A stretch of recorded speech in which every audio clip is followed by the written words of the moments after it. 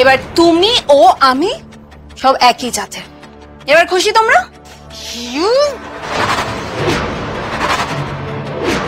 নীলাম আমার বউ, যাই হয়ে যাক না কেন, ওকে কিছু বলার আগে 10 বার ভেবে নিও। সরি, আসলে manager K?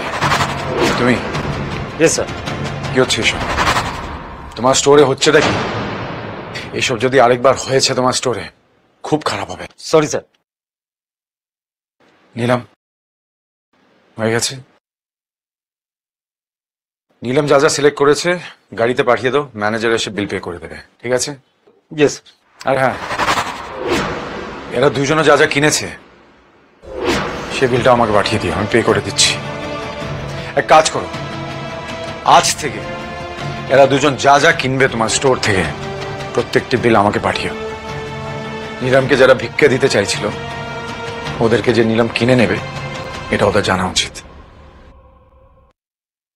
Let's go. Sir এখন তো সিচুয়েশন আন্ডার কন্ট্রোল, ব্যাপারটা পুরোটা সর্টেড। হ্যাঁ, সেইভাবেও কিছু হয়নি, তা আপনি এত টেনশন কেন নিচ্ছেন এখন?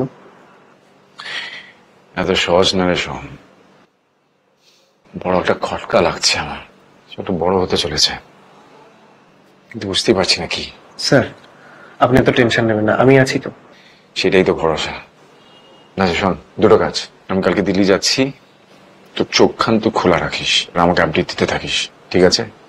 আর দ্বিতীয় কথা হলো গিয়ে আমি নীলামের ফোনে একটা অ্যাপ ইনস্টল করেছি, কল রেকর্ডিংস গুলো আমার কাছে আসবে, আমি তোকে আপডেট করবো। ওটা কি নীলাম ম্যামের বাড়ির লোকজনের জন্য?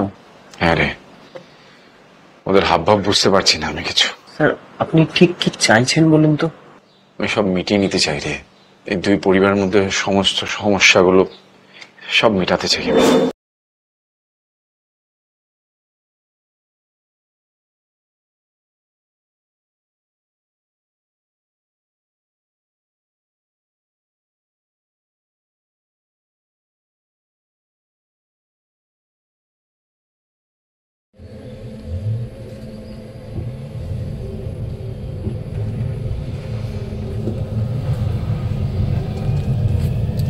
এইটা হলো সরাসরি মিজোরামের জন্য যুক্ত আছে রাস্তাটি, আপনারা দেখতে পাচ্ছেন।